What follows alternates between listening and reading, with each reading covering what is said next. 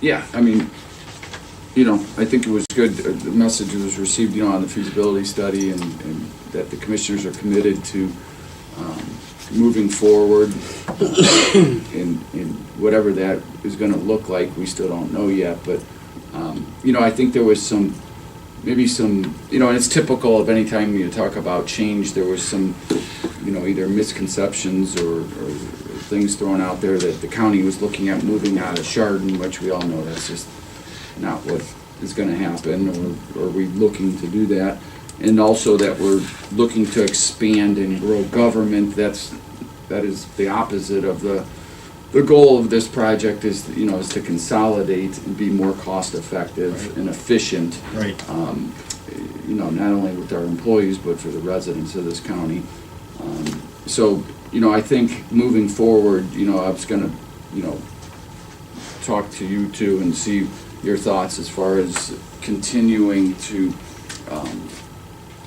you know, put the information out, educate the public and the other elected officials to exactly what we're trying to do instead of, you know, a lot of the Facebook kind of education and back and forth. And I mean, there's some simple things like, yeah. you know, you saw, oh, taxes are going up. Yeah. No, they're not. Right. I mean, I think that's Yeah, pretty clear. yeah, there's, you know, and that it's gonna be the death of business and Geauga County and death of Chardon and death of the Square, which, you know, we actually have been working very closely with the actual mayor of Chardon, who's been very helpful and insightful in this transition and, you know, I know there's some other individuals that in Chardon that don't see it the same way, but their mayor has been very helpful. Mhm. And so we're working closely with him and, but yeah, I mean, I think, you know, to continue to tell this story and let people know exactly, you know, where we are and where, the way I see it is there's two paths here. And Right. if we continue to go down the same path and kick the can, you know, the frequency of this court example is just gonna continue to grow and those dollar amounts are gonna continue to grow. Right. Or we pump the brakes and get off and get onto another path here and say, look, let's talk about the future moving forward in Geauga County. How are we gonna be, so we can control our destiny, you know, Exactly. and control, because right now we're just waiting for the next bomb to drop, per se. You know, we're waiting for one of these generators to go, waiting for one of these 30-year-old air conditioning units that you can't get parts to go. So it's just kind of like wait and see approach. You're just reacting. Yeah, You're just right. continually reacting. So, Yeah.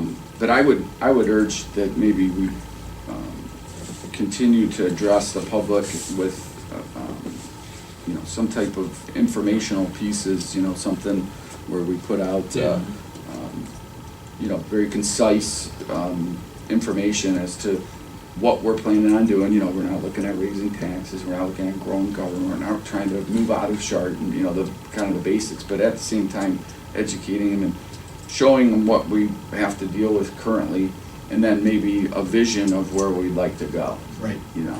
Yeah. And, because I mean, us in this room just talking about it, and no offense to the papers, you know, it just doesn't reach out to the masses. You know, we gotta somehow maybe be more forthright in a campaign almost of putting that message out. But, you know, the average person is busy doing their own job. The Right. example I always use is in 2003, before I knew I'd be working for the county, I'm reading about the new safety center. My first reaction as a conservative person, why do they need a new safety center? What are they wasting money on? I mean, that's your gut reaction, and I Right. get that. So Right. until you're kind of exposed to the inside, you can see some of the, you know, behind the scenes, the operating costs, the other challenges, the legal requirements or whatever.